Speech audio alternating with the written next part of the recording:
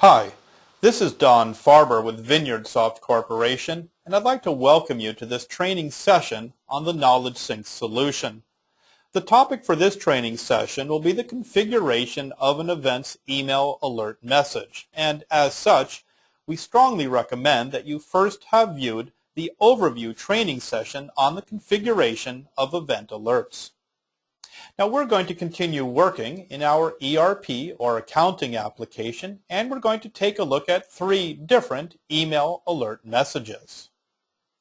Before you begin designing an email alert, however, you need to make sure that your event has one or more queries associated to it. And that's because it is the queries that identify those data fields that you'll have access to when designing your outgoing email alert. Now let's move on to the Email tab of an event.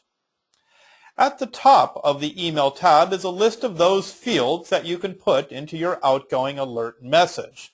The fields that you see here are all drawn from the query that's associated with this event. And in fact, if I find that there are fields that I want to put into my email alert that are not shown from this list, I simply need to go into my query, add those fields to my query, and they'll immediately be added to this list. Now this list of available values, in addition to showing database fields, also gives you access to a number of date and time related fields. So if you wish an alert message to include the current time, current date, last Monday's date through last Friday's date, you can also include those values. At the very bottom of the list of available values are 4 additional commands, 2 pairs of commands, the first of which is begin repeat and end repeat, and allows you to configure an alert message that contains the details of multiple matching records, such as a single email alert that shows the details of all overdue invoices. The use of begin repeat and end repeat is detailed in the training session on the overview of alert message design. The other pair, begin HTML and end HTML, allow you to design an email alert in HTML format. We'll cover that in more detail a little bit later on in this session. Now let's move down to the 2 fields in the middle of the Email tab. In order for KnowledgeSync to send out an email alert, you first have to tell KnowledgeSync what account it is going to use to be able to send email. And that's where you're able to tell KnowledgeSync whether you're using a Microsoft Outlook or Exchange-based email system, maybe a Lotus Notes system, SMTP, or even a hosted email system such as Gmail. KnowledgeSync's email accounts that it uses to send email alerts from are defined within the KnowledgeSync Administrator module. So please refer to the training sessions on the KnowledgeSync Administrator for details on configuring your email sending accounts. But do note that in order for an event to send out an alert via email, this field, email account to send from, must have a valid value in it. Now, the following field is called email reply address, and the best way to explain that is via an example. Consider our current event, identifying invoices that are overdue for payment. This event might send a customer an email that tells them about one of their overdue invoices. That customer receiving that email might hit reply. And that's where you need to ask yourself, where is that reply message going to go back to? If you leave this field blank, which is its default, that reply message will go back to the KnowledgeSync email sending account. You can hard code the value in this field to be a specific reply address. But perhaps best of all is the ability to have KnowledgeSync dynamically populate this field with the email address of the salesperson or account manager related to the customer's overdue invoice. And so when you click on the list button for this field, you will once again see a list of all of the fields from the corresponding query. And in our case, one of our query's fields contains the email address of the sales rep associated with a customer who has an overdue invoice. Thus, when this email alert goes out to the customer, if they hit reply, the reply is automatically going to go back to that client's sales rep.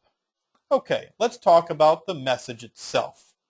The subject of the email can be any combination of hard-coded text as well as field-based variables. So for example, if we wanted to include the invoice number in the subject of our email, we can very easily do so. Now let's talk about the email message text. Message text, like the subject, is also a combination of fields and hard-coded text which you can arrange however you like. Any fields that are contained within the curly braces are clearly database fields, and KnowledgeSync will replace those field names with the corresponding values from the underlying database. Now before we take a look at some more sophisticated email alert scenarios, let's first talk about the 3 checkboxes at the bottom of the email tab.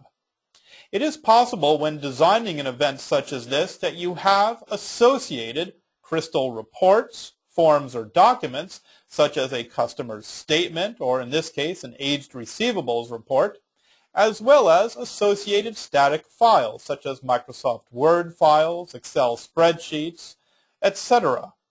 If an event has either or both associated reports or files, you on the Email tab have the option to specify whether or not those reports as well as those files are going to be attached to the outgoing email.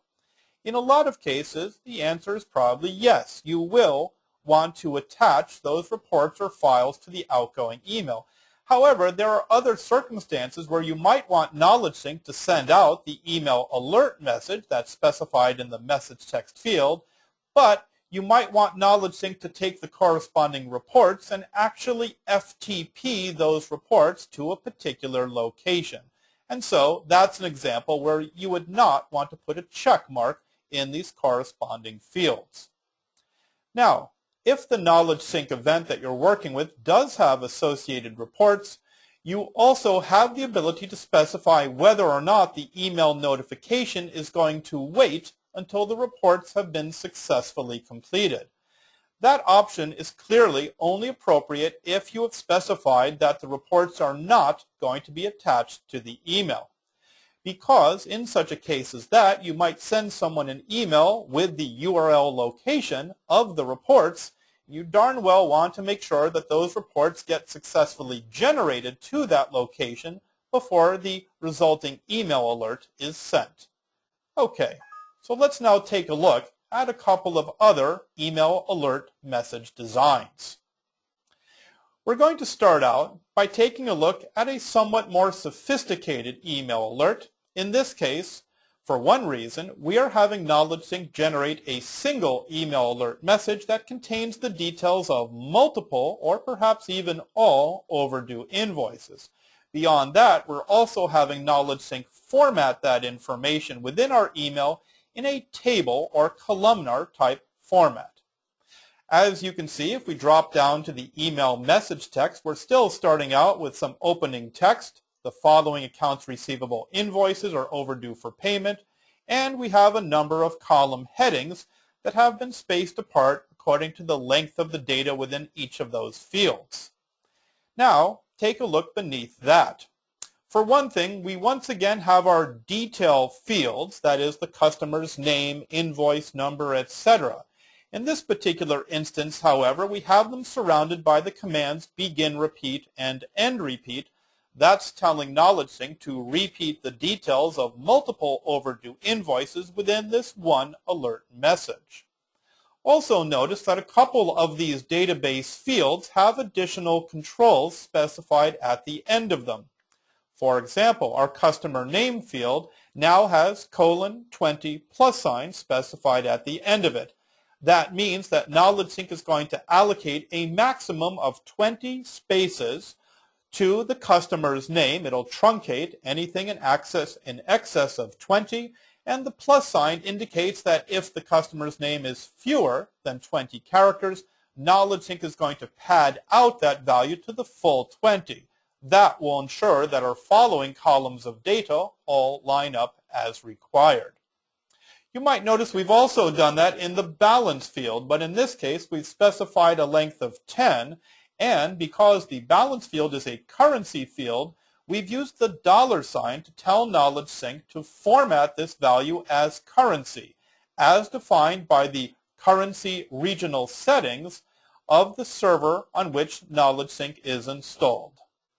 Okay, now let's exit from this event and take a look at a third and final scenario. In this case, an email alert message that goes out in HTML format. Now, KnowledgeSync itself allows you to use any HTML editor you prefer, whether it's Microsoft Front Page or any other technology.